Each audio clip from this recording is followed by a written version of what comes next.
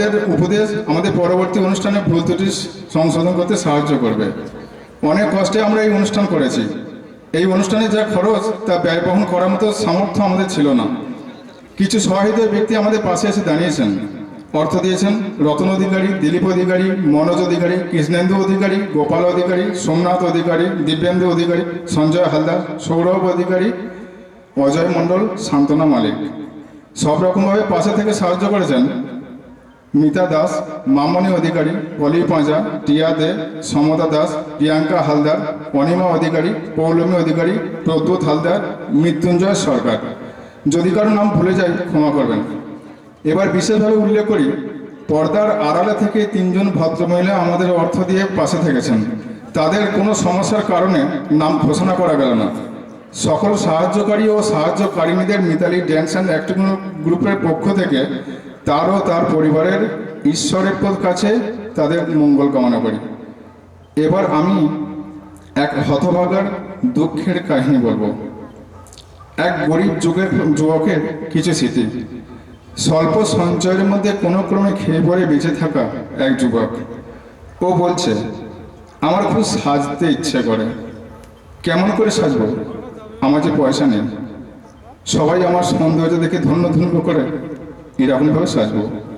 সেই মতো যুবক অনেক কষ্ট করে একে একে কালো জিন্স প্যান্ট, বুকে কারুকার্য করা সাদা জামা, কোমরে বেল্ট, গলায় টাই, চোখে চশমা, বাম হাতে ঘড়ি, ডান হাতে বালা, পায়ে জুতো, কানে দুল, আঙুলে আংটি, মাথায় টুপি, সর্বশেষে গায়ে সেন মেখে কুড়ে ঘর হতে রাস্তায় বের হয় যুবক।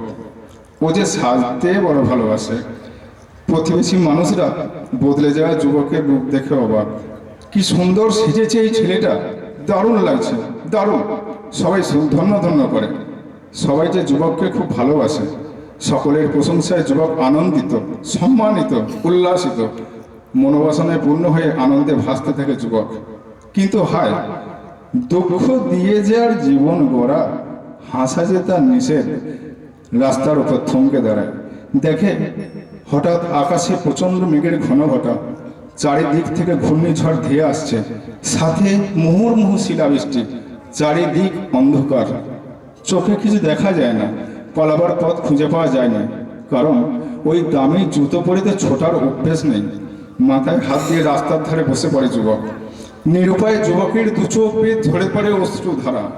চতুর্দিক হতে আসা প্রকৃতির আক্রমণে যুবক আজ আহত, বিধ্বস্ত, মর্মাহত। একটা সময় ঝড় বন্ধ হয়, থেমে যায় শিলাবৃষ্টি।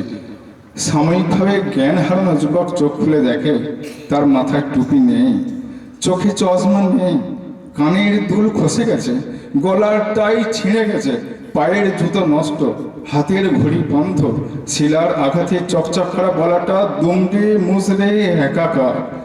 প্যান্ট জামা কাদায় কালো হয়ে গেছে। সেই সেন মাখা গা হতে বের হচ্ছে দুর্গন্ধ। যুবক হতাশ, সব শেষ। হাউ হাউ করে কাঁদতে থাকে। যুবকের পাশে আজ কেউ নেই। সদা সর্বদা হাসতে থাকা যুবক আজ ক্লান্ত, পরিশ্রান্ত। উপরে আকাশ, নিচে যুবক। মাথার উপরে থাকা ওই আকাশ যুবকের কানে কানে বলে, ওরে তুই ওঠ, বসে কেন? আমি কি করে উঠবো? এই মুখ আমি কেমন করে দেখাবো? আকাশ, আমি যে সাজতে বড় ভালোবাসি। ওরে মন খারাপ করিস না। যে প্রকৃতি তো সব কিছু কেড়ে নিয়েছে, সেই তোকে একদিন সব ফিরিয়ে দেবে।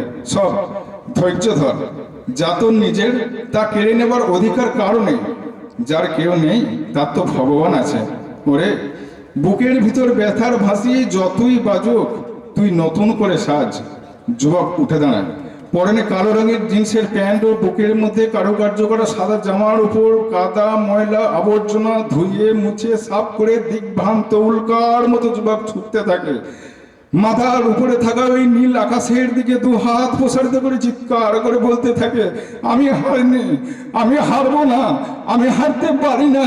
আকাশ, আমি আসছি, আমি আসছি, আমি আসছি। মিউজিক।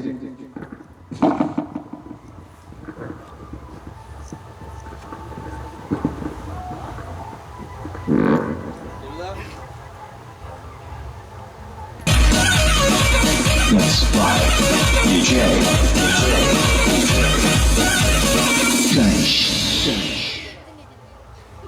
আকাশ আমায় বলল